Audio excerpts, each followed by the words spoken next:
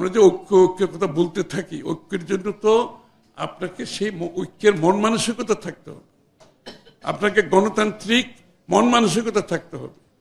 জনগণের মালিকানার কথাটা আপনি মাথায় রেখে আপনি ঐক্যের কথা বলতে পারবেন। আপনার সুবিধার জন্য ঐক্যের কথা বললে তো সেটা ঐক্য হয় না। আপনি একদিকে আপনার সব কৃতিত্ব নিয়ে যাবেন, যেখানে সবাইকে অস্বীকার করে, আবার বলছেন ঐক্যের কথা।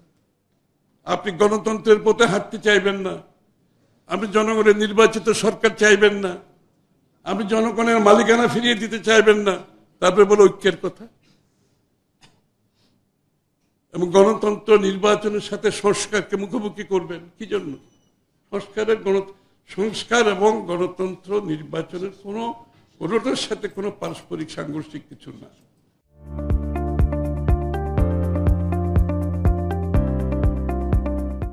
আমরা তো 7 বছর আগে থেকে সংস্কারের কথা বলছি, তখন কারো মুখে সংস্কারের কথা শুনি না। বেগম খালেদা জিয়ার ভিশন 2030, ও কি বলেছেন? উনি প্রধানমন্ত্রী 2 টার্মের বেশি থাকতে পারবেন, এটা বেগম খালেদা জিয়ার ভিশন 2030। উচ্চ কক্ষ 2 চেম্বার, উচ্চ কক্ষের কথা উনি বলেছেন 7 বছর আগে।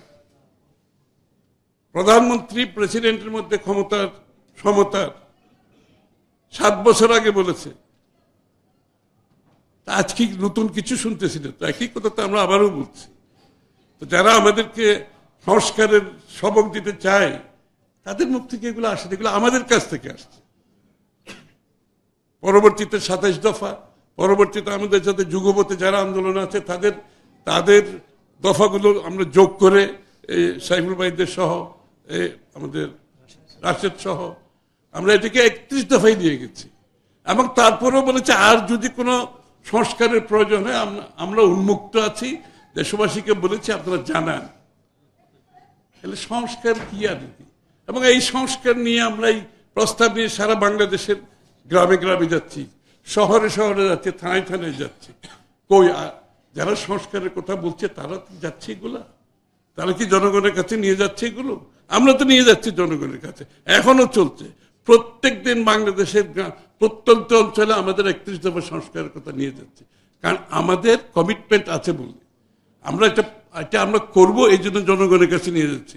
নাহলে তো চুপ করে বসে থাকতাম, ডিক্লেয়ার করে চুপ করে বসে থাকতাম। কিন্তু আমরা তো নিয়ে যাচ্ছি, এবং কিভাবে বাস্তবায়ন করব আগামী নির্বাচন করে সেটাও বলা আছে পরিষ্কারভাবে, যে আমরা একটা জাতীয় সরকারের মাধ্যমে আমরা এই 31 দফা বাস্তবায়ন করব। কারো কাছ থেকে তো পরিষ্কার কিছু আসে নাই।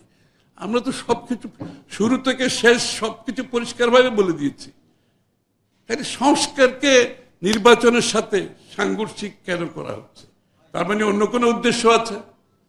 আসলে সংস্কার না, আসলে অন্য কিছু, অন্য মতলব।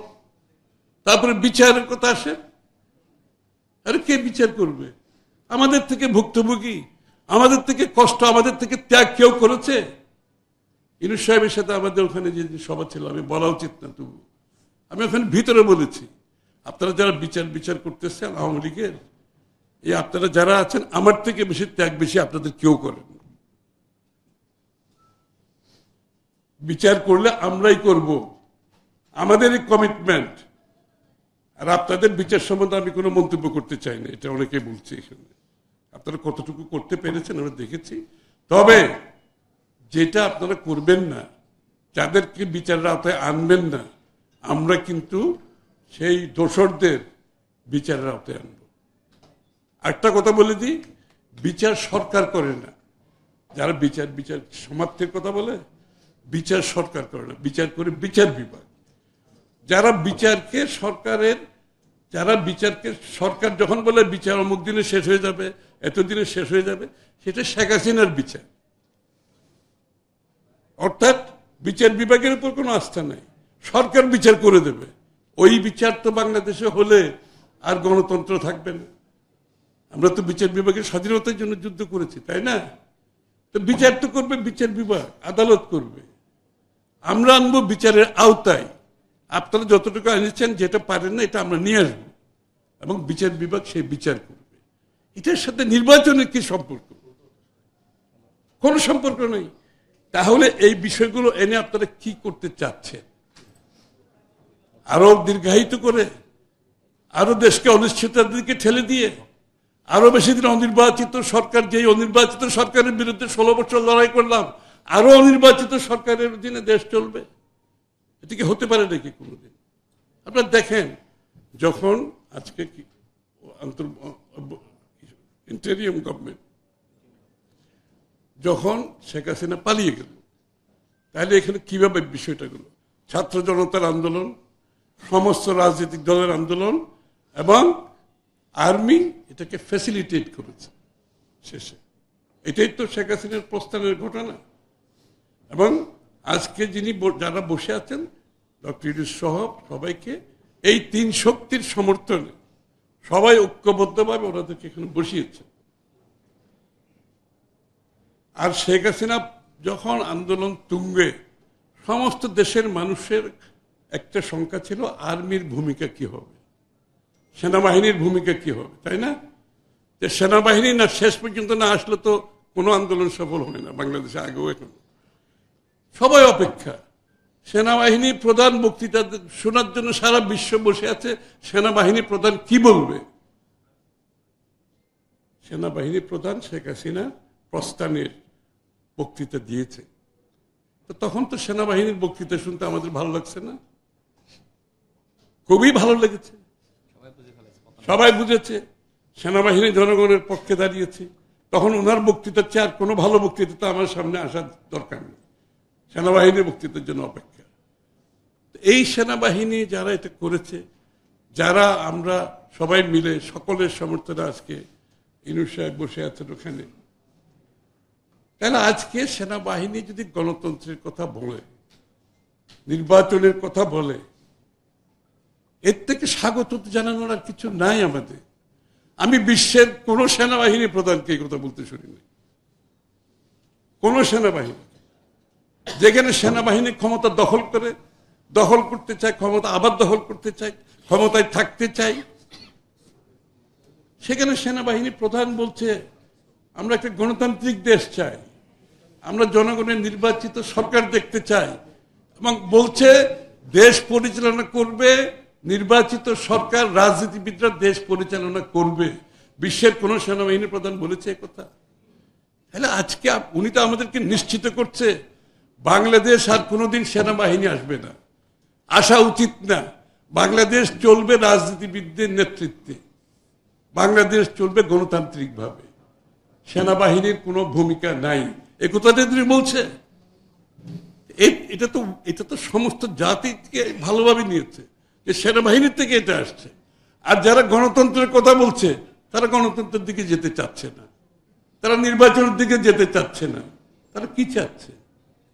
ওই শেখ হাসিনা যে দোহাই দিয়ে ক্ষমতা অব্যাহত রেখেছে, একই তো। এখানে তো কোনো ব্যবধান আমরা দেখতে। তাহলে আমরা এখনো এই সরকারকে সমর্থন করছি, কারণ আমাদের সকলের সমর্থনে কিন্তু এই সরকারটা বসেছে। আমি বলছি তো, সমস্ত ছাত্র জনতা, সমস্ত রাজনৈতিক দল, সেনাবাহিনী, আমরা সবাই স্বাগত জানিয়ে এটাকে বলেছি।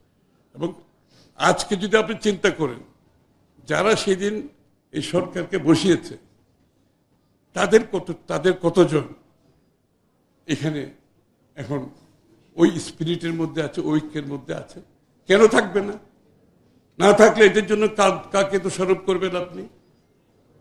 যদি সবাই যারা মিলে সেদিন করেছিল তারা যদি আজকে সরে যেতে চায়, তাহলে এটার জন্য কাকে দোষারোপ করবে?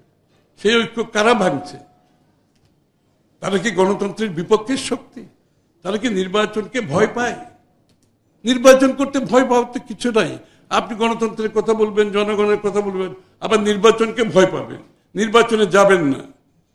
বিভিন্ন দোহাই দিয়ে আমি কবে জনপ্রিয় হয়ে উঠব, আমাদের কখন সুযোগ হবে, জনগণ আমাদেরকে কখন নির্বাচিত করতে পারে, এটার উপর তো গণতন্ত্র চলে না।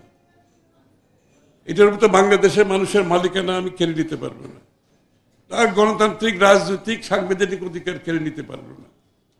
সময় এসেছে ঐক্যবদ্ধভাবে, এই যে আজকে সাংবাদিক ভাইদের বলছি, তাদের নিরপেক্ষতা, তাদের মিডিয়ার স্বাধীনতা নির্ভর করবে দেশে যদি একটি গণতান্ত্রিক সরকার আছে কি নাই। একটি অগণতান্ত্রিক সরকার যদি সেটা যেই সরকারই হোক চলতেই থাকে, আপনি দেখবেন আপনাদের মিডিয়ার উপর নিয়ন্ত্রণ বাড়তে থাকবে। This are the golden rules. আপনি অগণতান্ত্রিক সরকার যতদিন বাড়বে মিডিয়ার উপর চাপ বাড়তে থাকবে, কারণ জনগণের সমর্থন তারা যারা থাকতে চায় তারা সকলকে নিয়ন্ত্রণ করতে চায়, যেটা শেখ হাসিনা করেছিল আর কি। সুতরাং খুব সহজ ব্যাপার। আমরা ঐক্যবদ্ধভাবে আজকে আমরা এখানে যারা আছে আমরা সবাই ঐক্যবদ্ধ গণতন্ত্রের জন্য, আমরা সবাই নির্বাচন চাই। সুতরাং এটা রোডম্যাপ দিলে দেশ গণতান্ত্রিক মোডের মধ্যে ঢুকবে।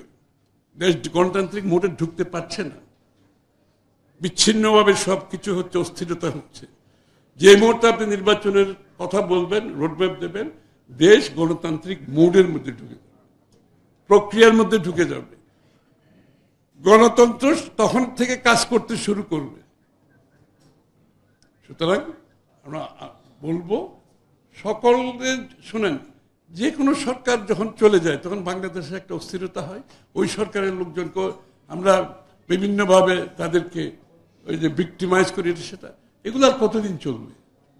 সরকার আসবে, সরকার যাবে, সকলের সাথে আমাদের ভালো সম্পর্ক থাকতে হবে, সকল দলের মধ্যে কথাবার্তা বলতে হবে। সরকার যাওয়ার অর্থ নয় যে সেই সরকারের উপর সবকিছু দোষ চাপিয়ে দেব, আমরা সেটা চাই না। আমরা চাই ইন্টেরিয়াম গভর্নমেন্ট যাবে, সম্মানের সাথে যাবে। তারা যাওয়ার পরও বাংলাদেশের মানুষ, বাংলাদেশের রাজনৈতিক দলগুলোর সাথে তাদের একটা সুসম্পর্ক থাকতে হবে।